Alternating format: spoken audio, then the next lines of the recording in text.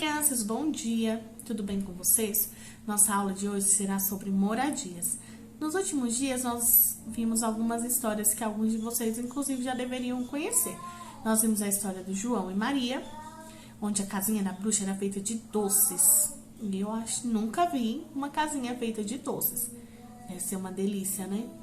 Nós vimos também a história dos 3 porquinhos, onde cada um deles construiu a sua casa com um tipo diferente de material. Nós tivemos o porquinho mais novo, que construiu a sua casinha de palha. Nós tivemos o porquinho do meio, que construiu a sua casinha de madeira. E nós tínhamos o porquinho mais velho, que construiu a sua casa de tijolos e cimento. Não podemos esquecer que nós também ouvimos a história do lobo. O lobo contando o que realmente aconteceu naquele dia. Segundo ele, foi uma história sobre um espirro e um copo de açúcar. Vocês acreditaram nele?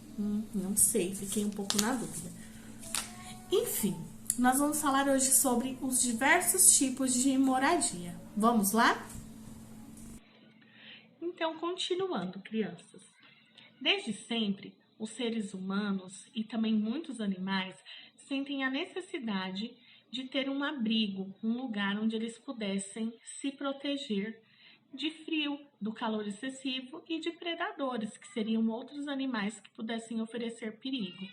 Então, mesmo na época em que as construções não eram como nós conhecemos, os seres humanos já procuravam locais onde eles pudessem se manter aquecidos e seguros.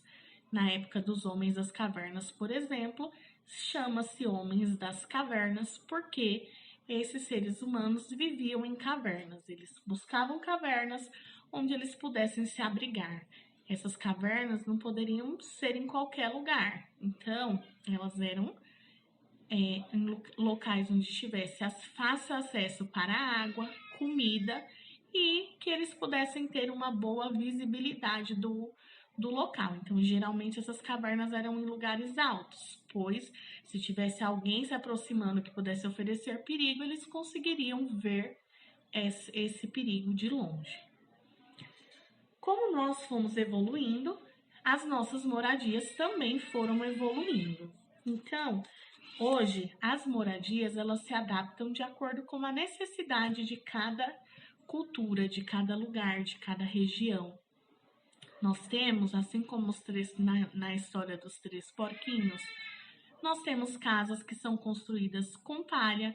Os índios, por exemplo, continuam construindo as suas casas, que são as ocas, com palha. Eles fazem uma mistura de barro com palha, fica um concreto que eles constroem as suas ocas com bambus, não é verdade? Então, os índios, eles ainda usam as suas casas de palha.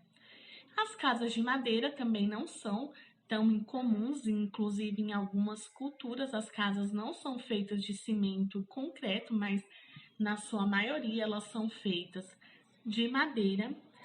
Temos também os exemplos das palafitas. As palafitas são casas que são construídas em regiões onde tem muitos rios. Então, por não ter terra firme, essas casas precisam ser construídas em cima desses rios.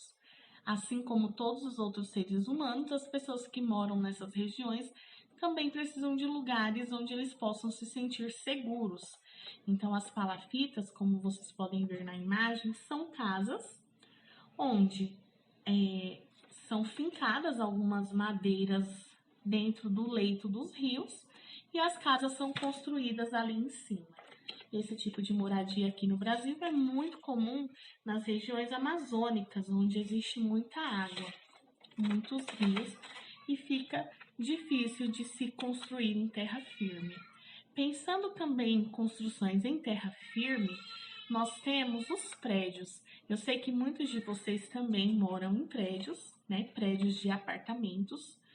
Os prédios de apartamentos, eles são pensados, pois em lugares, cidades muito grandes onde existem muitas pessoas, se cada pessoa tivesse que construir sua casinha uma do lado da outra, ocuparia muito espaço. Então, os prédios, eles são construídos com as casas umas em cima das outras.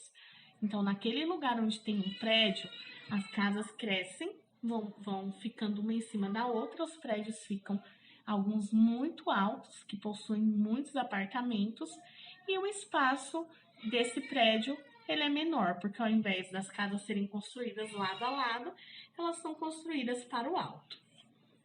Existe um tipo de moradia também, crianças, muito curiosa, são os iglus. Os iglus, eles são construções feitas com blocos de gelo. Em lugares muito frios, as pessoas constroem esse tipo de moradia e, por incrível que pareça, elas aquecem, elas servem, esses iglus, eles servem para que aquele ambiente fique mais quente. Nossa, professora, mas como que o iglu, todo feito de gelo, é mais quente?